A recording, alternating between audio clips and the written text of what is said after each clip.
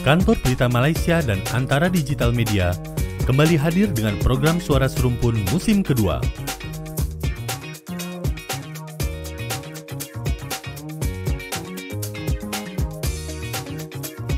Tayang setiap Rabu pukul 11.30 waktu Indonesia Barat, siaran bersama Malaysia Indonesia ini hadir dengan menyajikan informasi-informasi baru di kedua negara yang kini dikemas lebih segar dan menarik.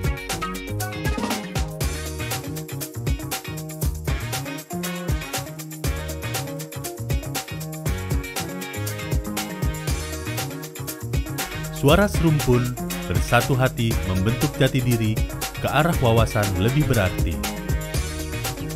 Kita ada Nita Purnamasari dan Demi Almanda ketika ini. Hello, Assalamualaikum. Halo, Assalamualaikum Ziana. Tumben ini Ziana sendirian ya? Ya, hari ini saya sendirian saja tapi tak apa sebab kita berteman. Ada Nita, ada Demi dan yang cantiknya hari ini apa tahu sebab kita ketiga-tiganya berwarna merah. Ya, merah itu membara-bara macam Setuju. tu. Okey. Baik, Setuju, dalam masa Ziana. yang sama, macam biasa kita akan berkongsi berita-berita yang menjadi tumpuan juga di Malaysia. Kemudiannya di Indonesia kita akan bergilir-gilir ya Nita dan Demi. Kemudiannya untuk siri yang kedua kita ada sama tapi tak serupa tapi elok juga untuk waktu ini Nita dan Demi saya mulakan dengan satu perkembangan berita yang mendapat tumpuan ramai juga tentang pelancaran Mesat 3D satelit ini di Malaysia. Boleh ya? Boleh, silakan Ziana.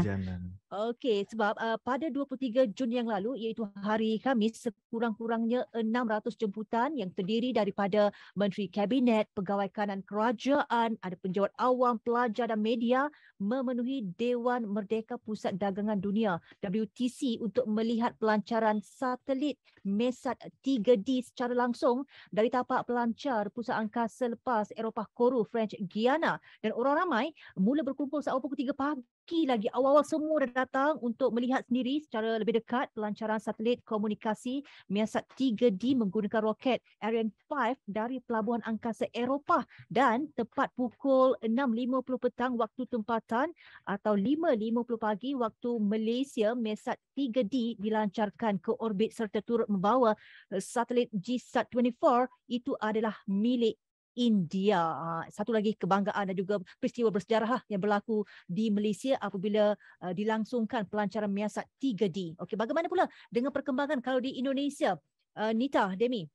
Iya, kalau di Indonesia sendiri untuk satelit itu sendiri juga kita memilikinya ya, Nita. Betul. Karena memang satelit ini kan difungsikan juga untuk membantu jaringan komunikasi. Betul. Apalagi di Indonesia ini kan kita negara pulau ya, Betul. yang penduduknya itu saling berjauhan sehingga sangat sekali butuh yang namanya bantuan teknologi komunikasi yaitu satelit. Betul, untuk menjangkau daerah-daerah terpencil ya. Iya, betul. Dan terakhir itu satelit yang dilepaskan itu adalah satelit Nusantara.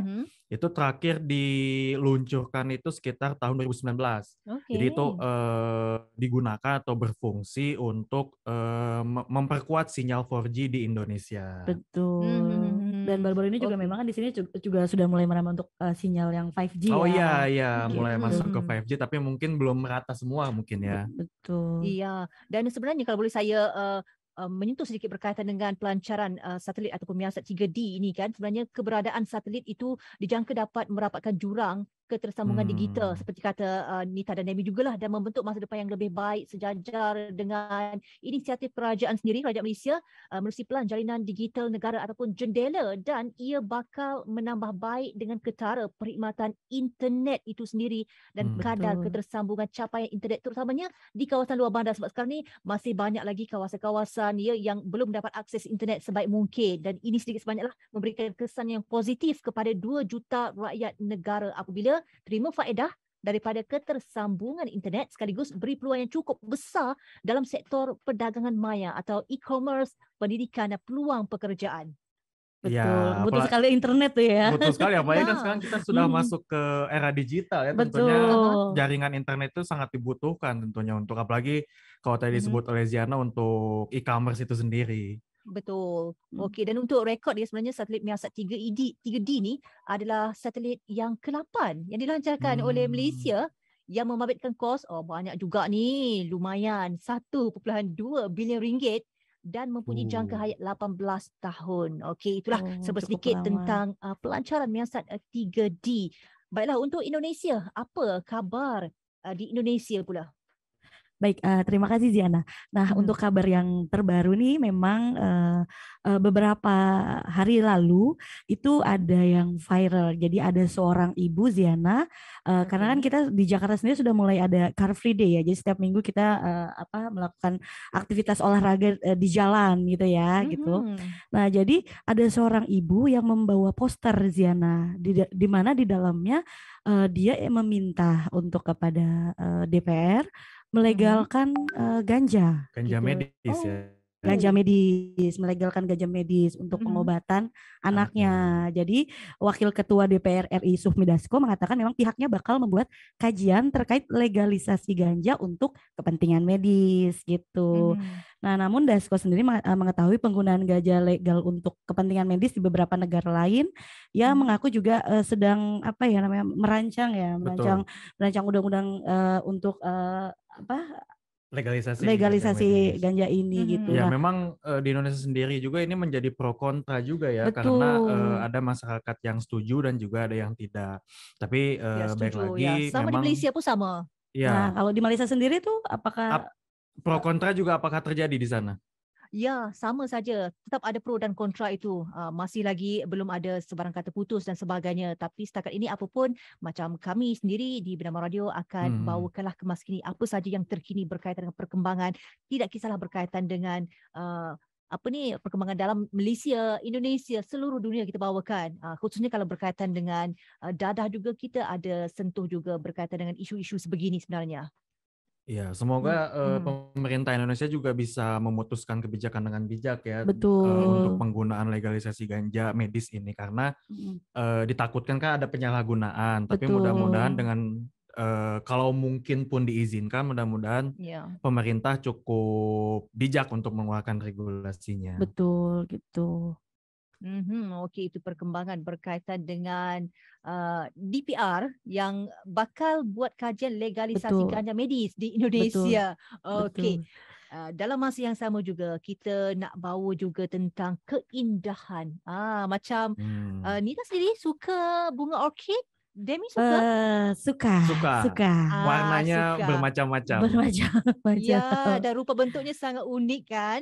Okey, ceritanya macam ni. Kalau di Sarawak ya, kerajaan negeri memperuntukkan 5 juta ringgit sebagai dana permulaan kepada Jabatan Hutan Negeri untuk bangunkan sebuah taman orkid. Ini adalah untuk penyelidikan dan pemasaran spesies flora tersebut di peringkat global. Dan menurut Premier Sarawak Tan Sri Abang Johari Tun Openg, orkid ni mempunyai pasaran tersendiri untuk industri berkenaan yang sebelum ini dipelopori oleh pembekal orkid terbesar dunia dari Belanda dan China. Itu biasanya memang mereka lah yang mempelopori dari segi pembekalan orkid di seluruh dunia. Dan jelas beliau melalui Pusat Penyelidikan Hutan Industri atau IRFC dan Pusat Biodiversiti Sarawak SBC, beliau meletakkan sasaran untuk memasarkan orkid Borneo dari Sarawak ke pasaran antarabangsa dalam tempoh 2 tahun lagi. Dan setakat ini, Sarawak sudah memiliki sebuah taman orkid di bawah Dewan Bandaraya Kuching Utara di BKU yang berkeluasan 15.4 ekar yang mempamerkan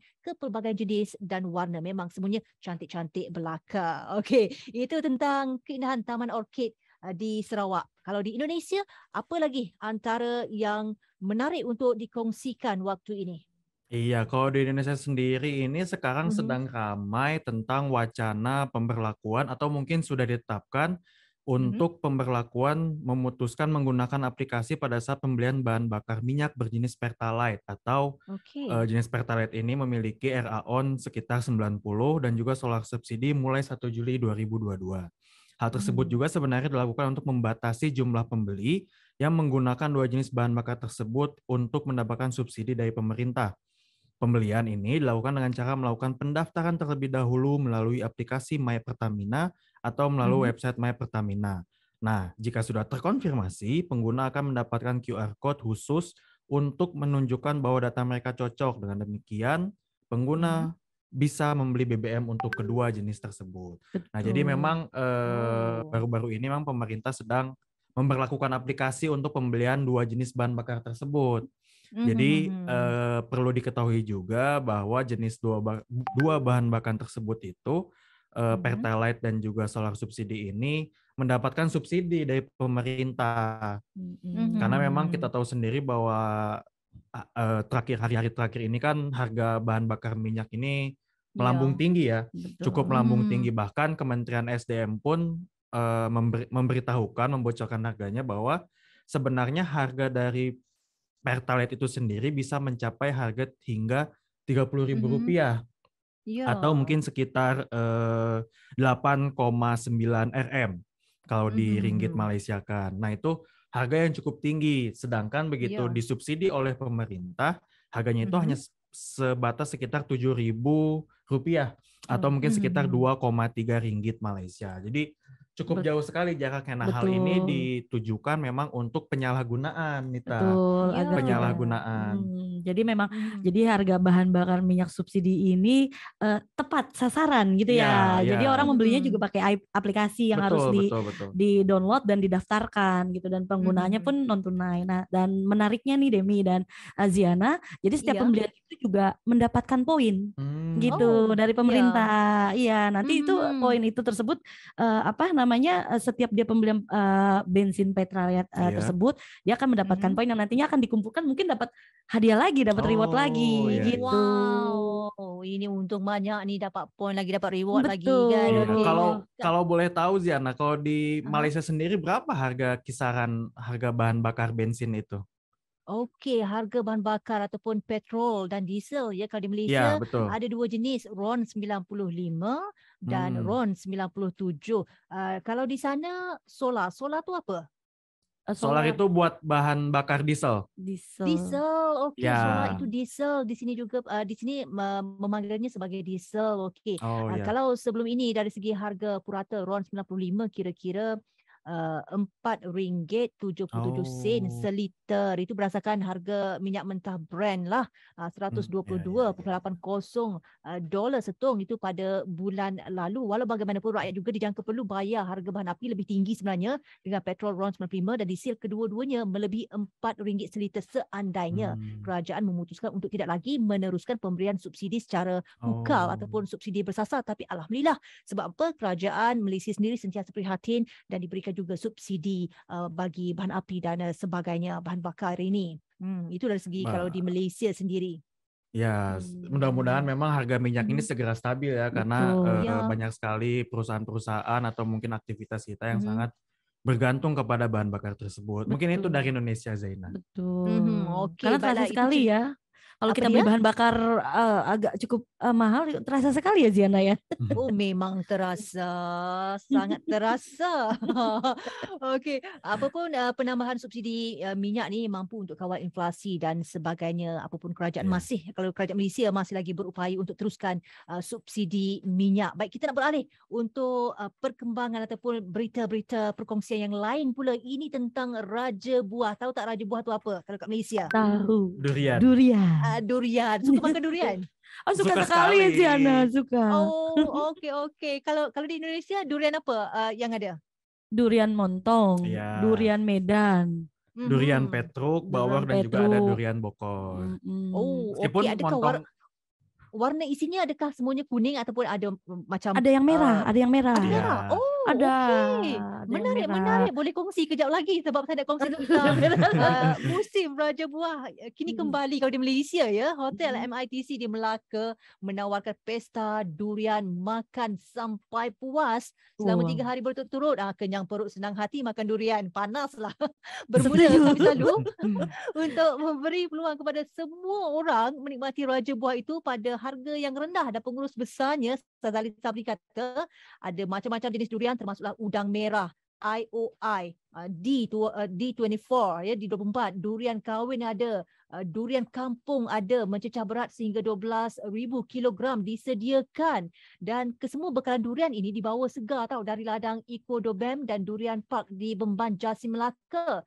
Pelanggan boleh nikmati durian selama 1.5 jam, cuba bayangkan 1.5 jam duduk kat situ ya, dengan kadar yang berpatutan, iaitu dewasa hanya bayar RM48 saja ya, RM48, dan kanak-kanak usia 6 hingga 12 tahun hanya bayar RM18 sahaja. Memang makan sampai puas 3 hari berturut-turut, 1.5 jam diberikan masa untuk mereka. Seluruh keluarga Malaysia boleh menikmati Raja Buah, sebab musim Raja Buah kini kembali.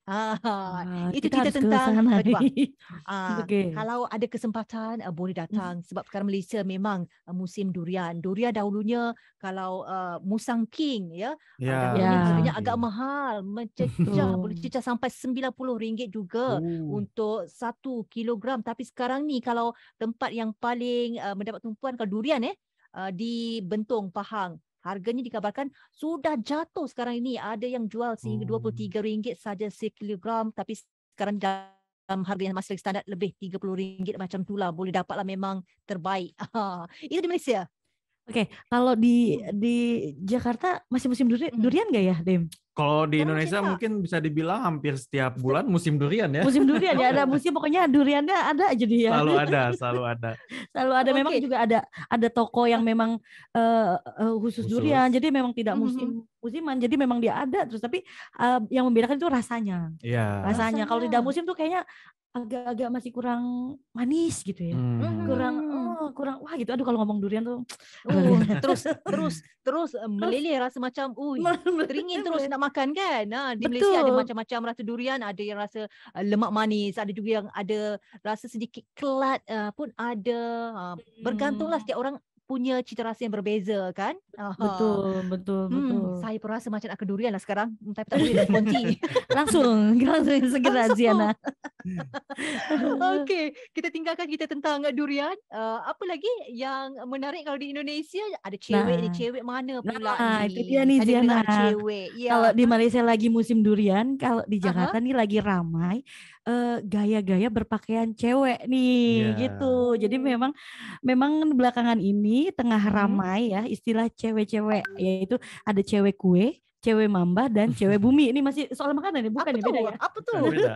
Macam satu watak atau macam betul. karakter Jadi tertentu ya. betul. Jadi istilah cewek kue, cewek mamba, dan cewek bumi ini memang pertama kali diperkenalkan oleh pengguna TikTok bernama Java Messi dalam video unggahan pertamanya. Jadi dia melihat mengunggah suatu video terkait ketertarikan dan kegagumannya terhadap melihat seorang cewek. Jadi kalau cewek kue itu gaya berpakaiannya yang suka bertabrakan warna, dan warnanya warna-warna colorful. Berarti kalau kita nih kayak merah, terus celananya kuning, terus dia pakai sendal wedgesnya hijau gitu. Jadi seperti kue warna-warni. Warnanya kontra gitu, dan warna-warna terang gitu. Nah, kalau cewek mamba sendiri itu cewek yang berpakaiannya serba hitam gitu. Kacamata hitam, topinya hitam, jas hitam, celana hitam, pokoknya semua dari ujung rambut sampai ujung kaki semua serba hitam. Nah, kalau itu Mamba Ziana. Nah, kalau cewek bumi sendiri itu lebih ke warna-warna earth tone ya, kayak warna-warna bumi, kayak nude gitu ya, coklat gitu ya, warna-warna pastel seperti itu Ziana. Jadi lagi heboh banget di Jakarta. Jadi wah, ini cewek mamba, cewek kue, atau cewek bumi seperti itu. Macam Nita sendiri, kalau di Malaysia ada nggak ya? Nita sendiri cewek apa hari ini? Kalau hari ini aku karena sama-sama gonjreng gitu ya, jadi kita masih masuk ke dalam kategori cewek kue. Cewek kue ya. Kue durian. Bila dapat tahu cewek kue, kalau di Malaysia kue itu kue muih. Sejenis makanan kan? Kue. Ya, makanan. Iya, kue itu sejenis makanan juga, sejenis cake. Ya, sejenis cake gitu. Cuman mungkin karena pemakaian warnanya yang bertabrakan dan colorful itu, sehingga orang tersebut menamainya cewek kue. Betul, cewek kue. Hanya orang berani saja, berani saja mengenakan busana warnanya yang kontra, betul. Kan? Iya, yang kontra. Memang. Iya, apapun sangat menarik dari segi dunia fashion itu sendiri kan. Fashion sentiasa berubah ikut peredaran zaman, dan fashion juga melambangkan identiti seseorang itu sendiri. Macam Nita hari ini, Danny hari ini, Ziana sendiri hari ini, kita nampak berani. Kita nampak berani. Tetapi tidak cewek kue. Tidak. Cewek kue bukan, cewek mamba pun bukan, cewek bumi pun bukan. Oke. Kita berani. Kita cewek suara serumpun hari ini. Oke, Okey. cewek suara. Demi mohon maaf ya, Demi cewek suara serumpun. Coba tidak dilibatkan. Tiba-tiba Demi jadi cewek juga. Tiba-tiba Tidak. Menjadi cewek suara serumpun. Okey, baiklah Nita dan Demi, kita berehat seketika. Kita kembali selepas ini untuk sesi yang kedua. Sama tapi tidak serupa. Kita berehat seketika, kembali selepas ini.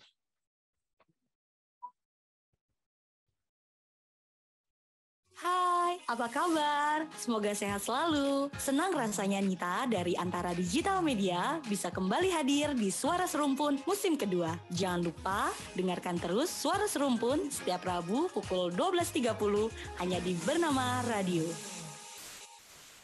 Pertubuhan Berita Nasional Malaysia bernama dan Antara Digital Media bersiaran dalam satu ruang komunikasi, mengupas berita-berita terkini, berkongsi informasi, menjengah peluang ekonomi, menerobos kandungan digital dan pelbagai ruang untuk kepentingan rakyat di kedua-dua negara. Ikuti program Suara Serumpun musim kedua setiap Rabu pukul 12.30 tengah hari di Bernama Radio dan menerusi Facebook Live. Suara Serumpun bersatu hati membentuk jati diri ke arah wawasan lebih bererti.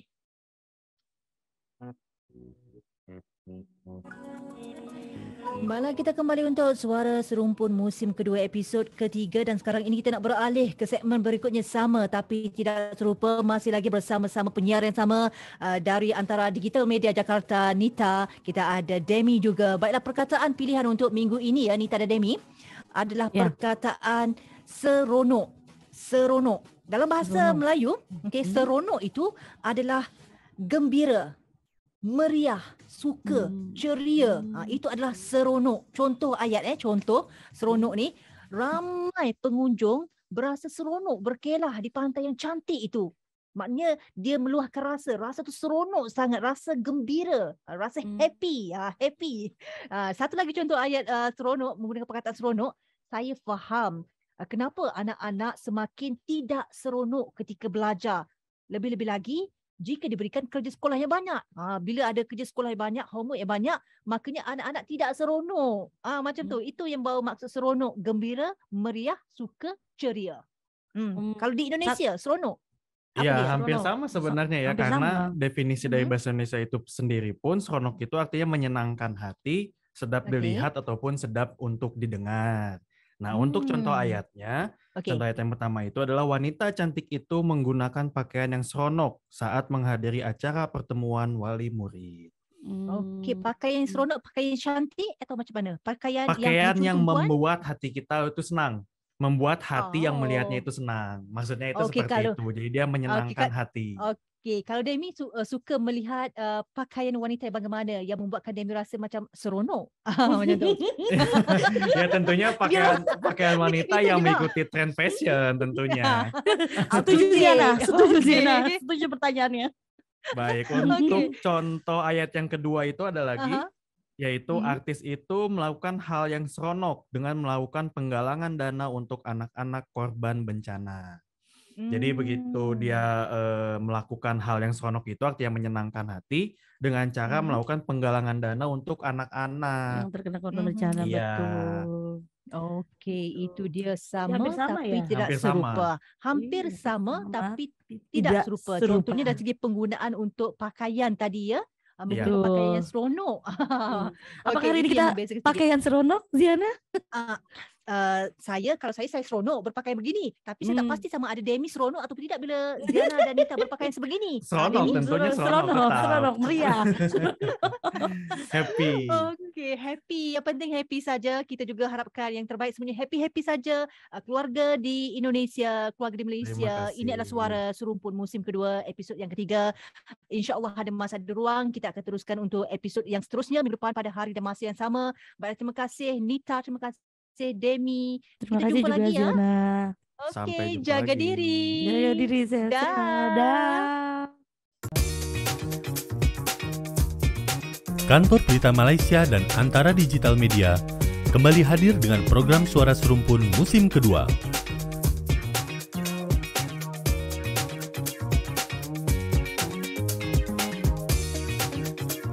Tayang setiap Rabu pukul 11.30 waktu Indonesia Barat, siaran bersama Malaysia Indonesia ini hadir dengan menyajikan informasi-informasi baru di kedua negara yang kini dikemas lebih segar dan menarik.